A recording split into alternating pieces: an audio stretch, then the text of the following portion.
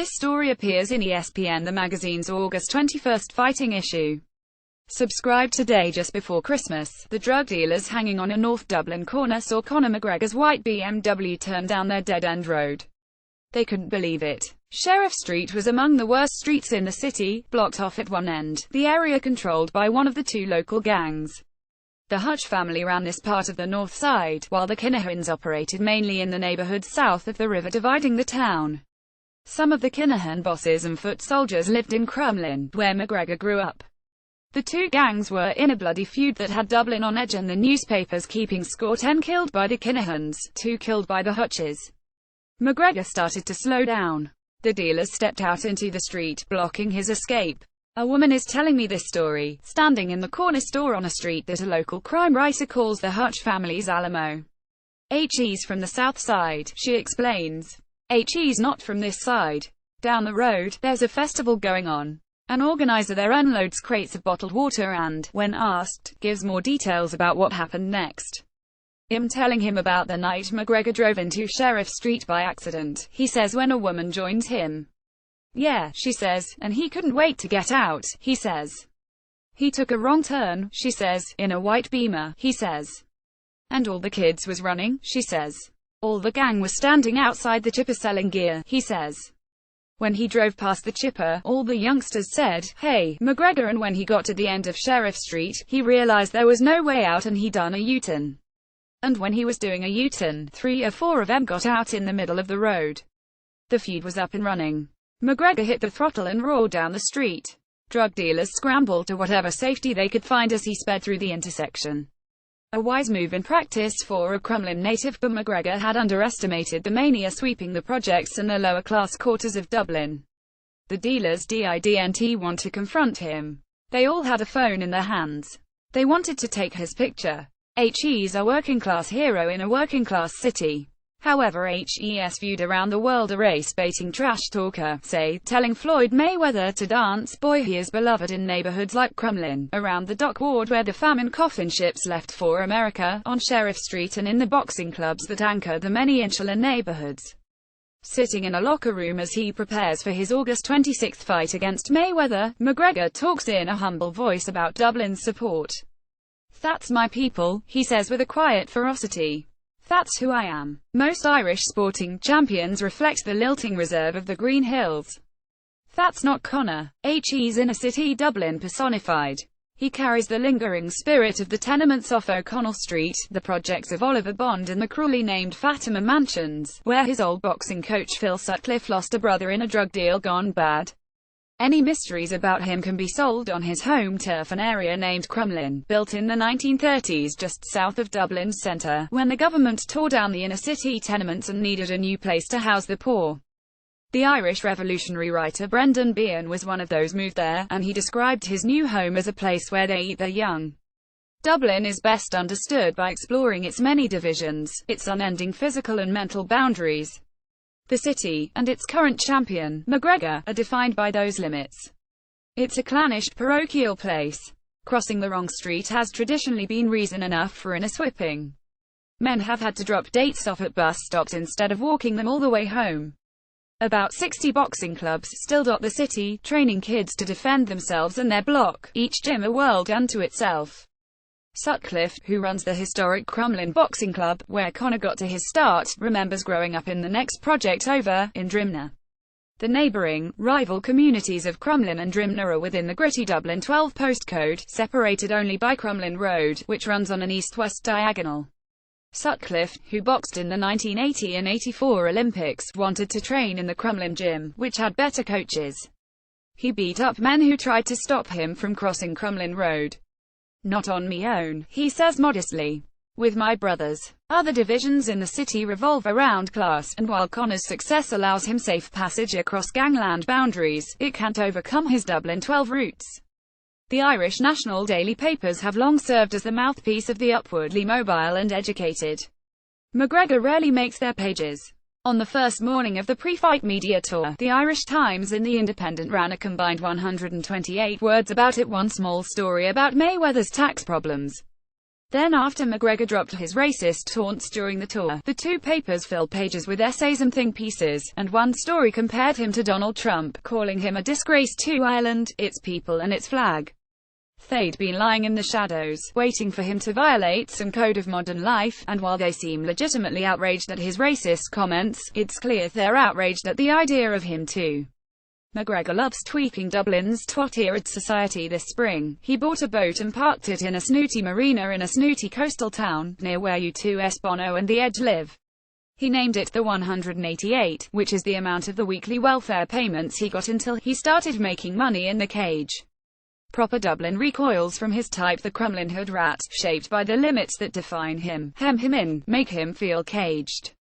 McGregor's old neighbourhood, and all of Dublin 12, lives by old codes. It can be dangerous if you cross the wrong people, says Jamie Kavanagh, a professional boxer who grew up with Conor. Jamie's father, Gerard, was a mob enforcer and was killed 3 years ago, gunned down in Spain. The tabloids called him the Hatchet. Another Kavanagh relative, Paul, was murdered a year later. Now Jamie lives in London and is taking his family to America to train. When you're growing up from that neighbourhood, everybody has each other's back, he says. When you step out of that neighbourhood, you're gonna run into problems. I would never live in Dublin again. I wouldn't want my kids growing up in the same neighbourhoods. McGregor sits in a locker room at the end of a recent sparring session, talking about how he navigated the boundaries of his hometown. He and a childhood friend tell stories about growing up in Crumlin, where the two most prominent Dublin gangland feuds in the past 20 years started. The boys lived through them. Conor's friend says he escaped a drive-by shooting pet guy with a sawed-off shotgun on the back of a moped. Conor got in a fight with the younger brother of a well-known mobster. I love Crumlin, McGregor says. It makes you a strong person. Everyone in Dublin followed the Crumlin-Drimnagh feud, which started in 2000, but McGregor actually knew the people doing the killing and the people being killed. He turned 12 when it began, and his transition from a boy to a man happened in this place colored by violence and revenge.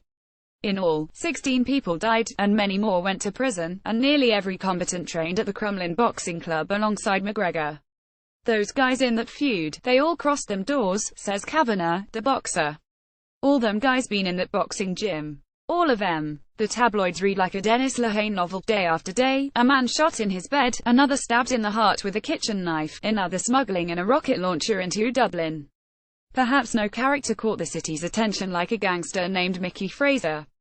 He reportedly drove Fat Freddie Thompson, one of the two main actors in the feud, and somewhere along the line Fraser ran afoul of someone in Fat Freddie's camp. To date, Fraser has survived at least 5 attempts on his life. He got shot in a church parking lot. A grenade was thrown into his mother's house. A gunman shot holes in the front windows. The Sunday World tabloid reported that at one point Fraser danced on a pub table and bellowed, "I'm invincible." McGregor and his friends watched Fraser, and many more people like him, marked for death. The glut of hitmen willing to kill for cheap left an impression, as did the unending list of victims. They were the man last week, McGregor says, and now they can't even leave their home. As a group of friends, we all saw this. Sitting in a chair, Conor gets a little nervous talking so much about gangland Dublin. His MMA gym is just outside the old neighbourhood, and even though his family moved to the suburbs when he was about 17, he finds himself called back to these familiar streets. I still am in Crumlin every day, he says. There's still now there's cartels. He's talking about the Kinahan-Hutch feud, which broke into the open a year ago at the weigh-in before one of Kavanagh's fights. 6 Hutch gunmen, some of them with automatic rifles, burst into a ballroom crowded with fans and children and executed a Kinahan boss, which set off an orgy of revenge killings that hasn't stopped. In the days after the shooting, a photo emerged of the dead mob boss and McGregor together. They grew up training in the gym in Crumlin, and the boss and his crew allegedly flew to Las Vegas to see Conor fight Jose Aldo. McGregor had his picture taken at the funeral of an alleged Kinahan gang member.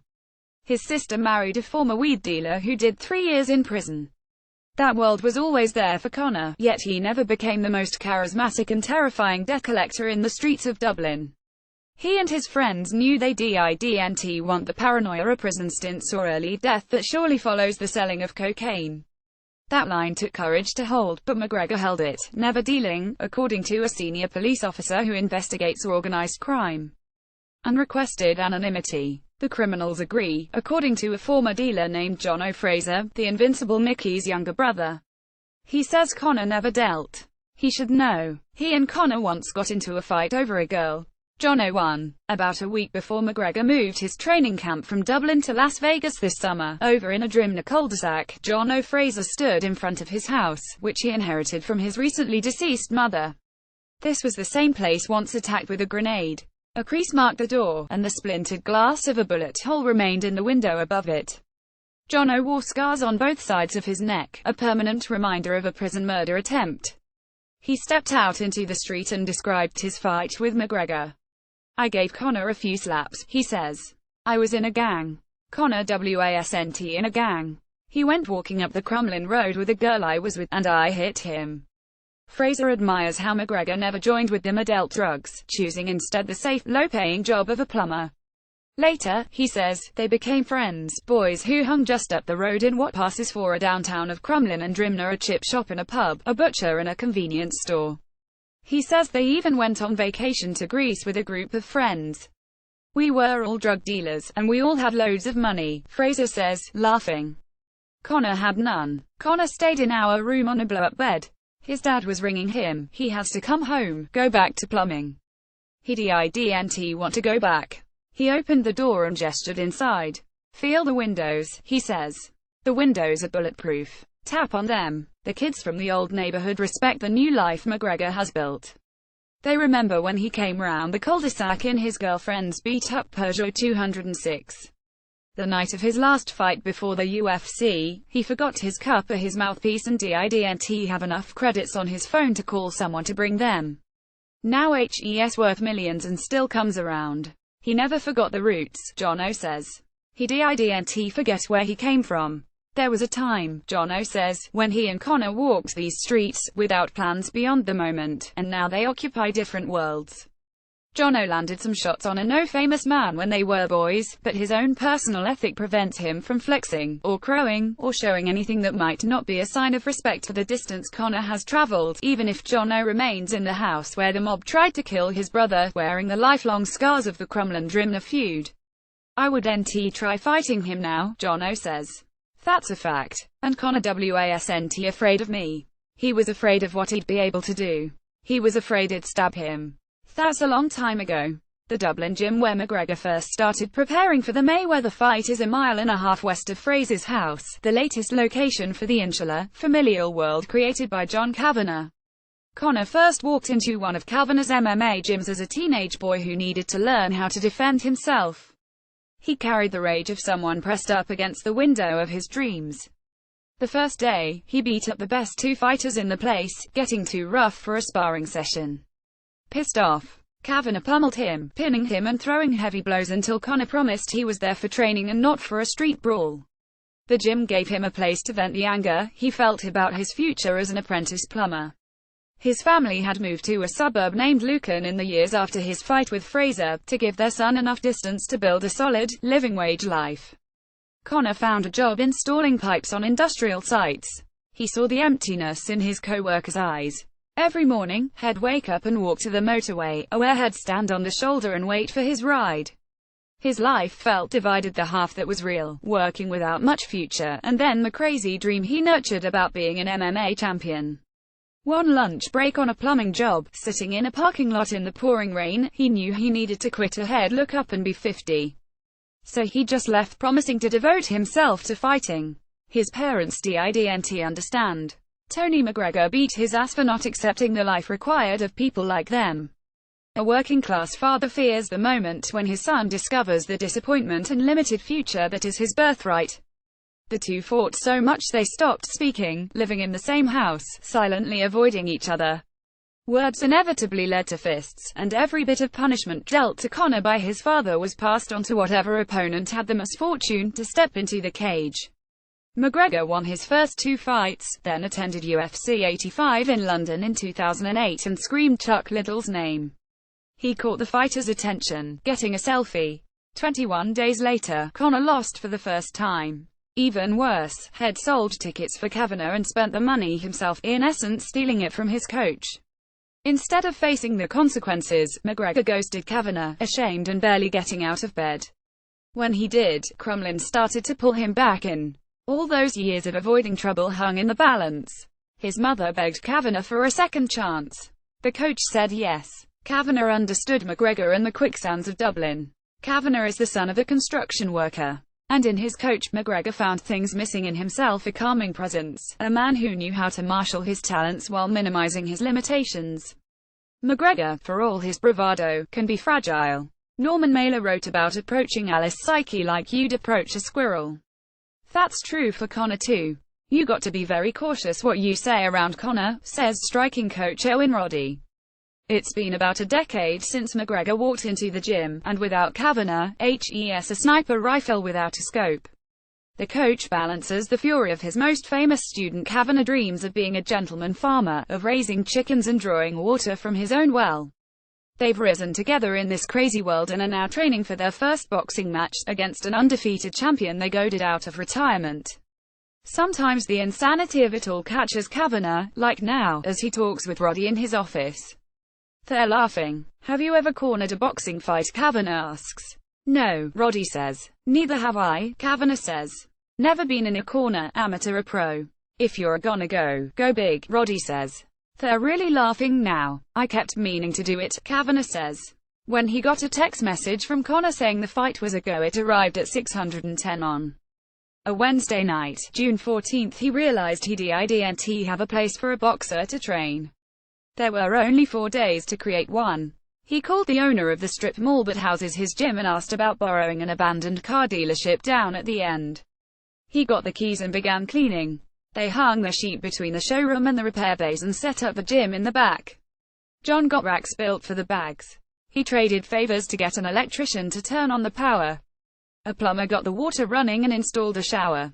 He found a competition boxing ring out of England and had it brought to Ireland on a ferry. Finally, because managing Conor's mind is so important, he got the guys from a local art collective named Subset to do a graffiti-style mural on the wall of Conor hitting Mayweather.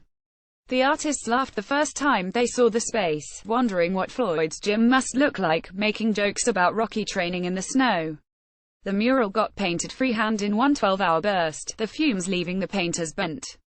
Kavanagh wants that image to work in Conor's mind. So every day he sees that shot landing, he says. Conor's success did more than give him a new future, it reached back into his past to heal old wounds. On a recent summer evening in Dublin, Tony McGregor sits in the fourth row of a local MMA event. All that father and son conflict is a memory now. Never has a father been more excited to admit he was wrong. Such is the level of his son's fame that even Tony is getting his 15 minutes, wearing a dark jacket, a blue knit tie and a pocket square. Fans stop him all evening. Him taking pictures, he says laughing. How about that his whole life he worked in a factory, then driving a taxi, and now he is enjoying a third act. Not long ago, a newspaper did a fashion shoot with him. He drives around town in a BMW Conor bought for him. Conor got everyone in the family a matching Beamer and paid off his parents' mortgage. During a break in the fighting, Tony McGregor tries to make his way to a bathroom. He wades through a constant line of people. The man who created a superstar, one fan says. Is he here? Another asks.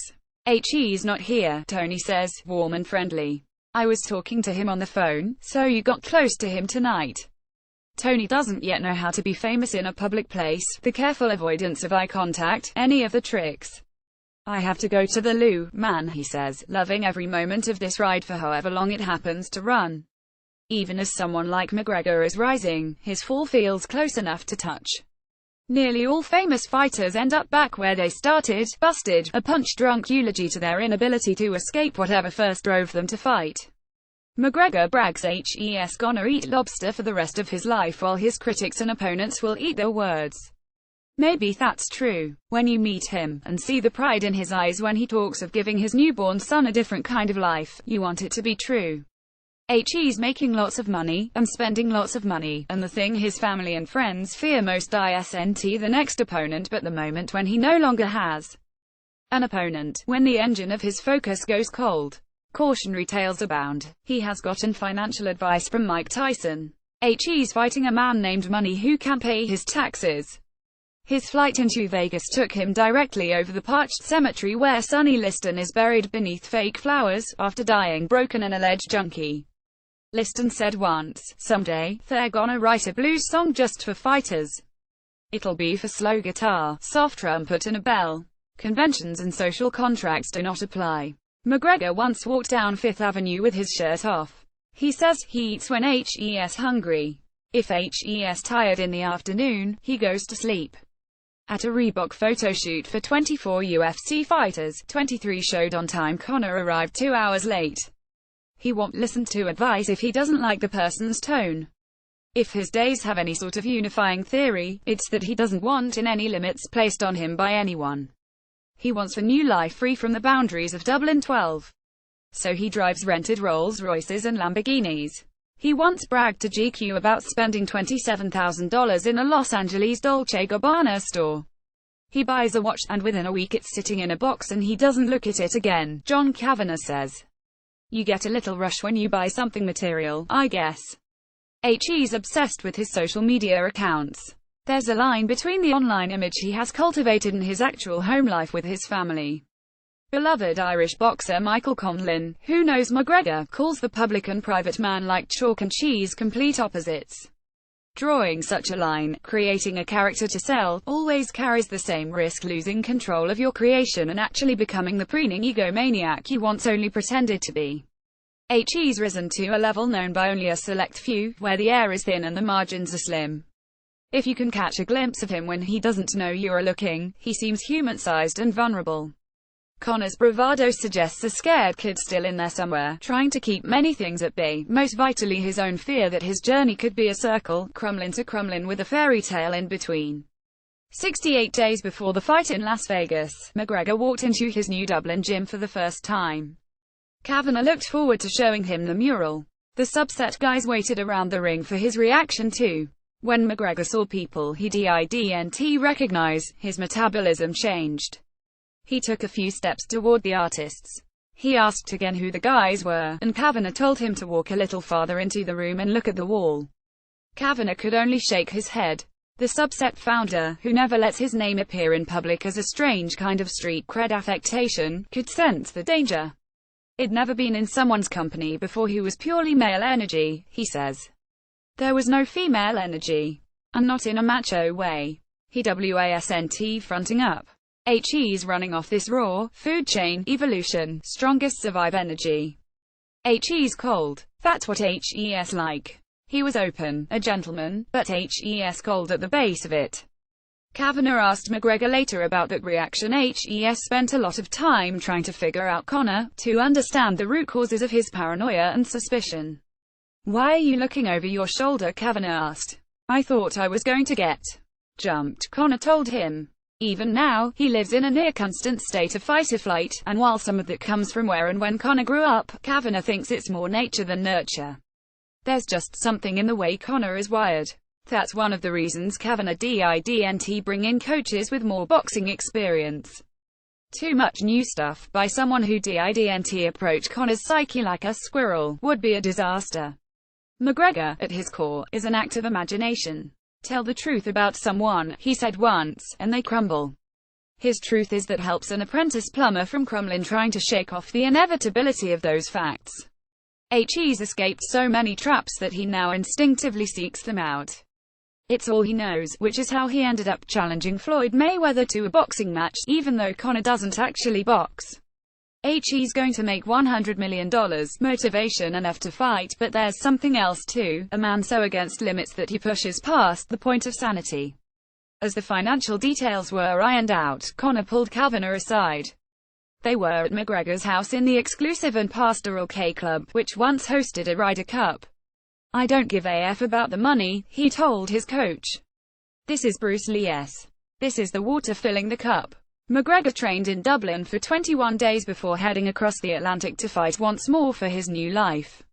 His grandfather was a sailor, and when he retired, he lived out his days in a room with a view of the water so he could watch the ships and the currents. Conor has some of that, the willingness to risk the unknown. That's the most Irish story there is. Just before he left, a craftsman named Trevor Sweeney drove a van to Conor's house.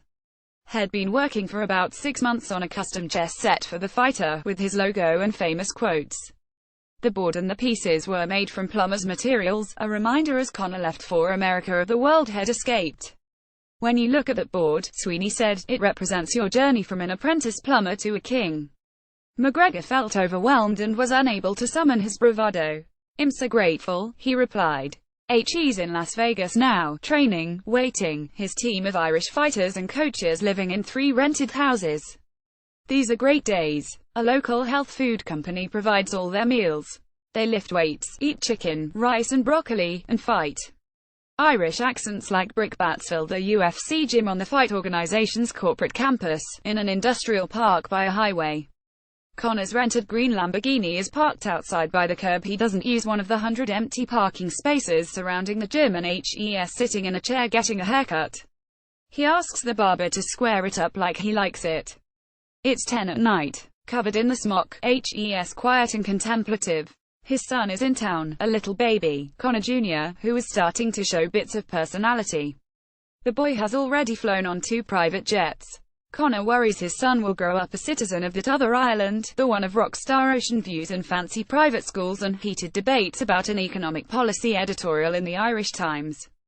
So as soon as the boy is old enough, he'll start training in mixed martial arts in combat, Conor says, to teach him how to fight and suffer and triumph. He must know pain to fashion the life he wants.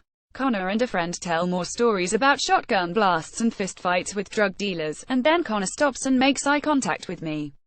Details of his old life are not widely known. Although he doesn't ask that these stories not be printed, he also doesn't want to offend any of the dangerous men who run his hometown or disrespect the people who live there still. Even now, he hasn't fully escaped Crumlin. Working class Dublin has a long reach. Do what you gotta do, he says. Just know we're still in it and it's still going on. Across the room, someone cracks, and we know where you live. Everyone laughs. He leans back and surveys the room. For 3.5 more weeks, he'll enjoy the freedom of his own belief, protected from the future and whatever truth it holds. Will he watch his children and their children grow up in the lilting, green hills, citizens of a world he created with his fists, or will he slide back into the one he's struggled to escape? That's the only battle he's ever fought, against one opponent with many names: Tony McGregor, John O'Fraser, Nate Diaz, Floyd Mayweather. The real opponent has always been the psychic walls of his parochial hometown, and his success only adds a name to that list, his own. He can't see that right now because he's reduced his life to a single fight. To him, Mayweather isn't trying to win a sporting contest, he is trying to send Conor, and Conor Jr., back to Crumlin, from whence they came. McGregor smiles and looks deeply happy. We went shopping last night, he says. Versace stayed open for us. The whole place, me, my girlfriend and my son. We had a load of fun, I got Versace plates and forks. I don't even need 'em. It's the first time I'd been shopping like that with my son. He's 3 months today. Wright Thompson, a senior writer for ESPN.com and ESPN the magazine. Wright Thompson is a native of Clarksdale, Mississippi. He currently lives in Oxford, Mississippi. Previously, he worked at the Kansas City Star and the New Orleans Times-Picayune. In 2001, he graduated from the University of Missouri School of Journalism.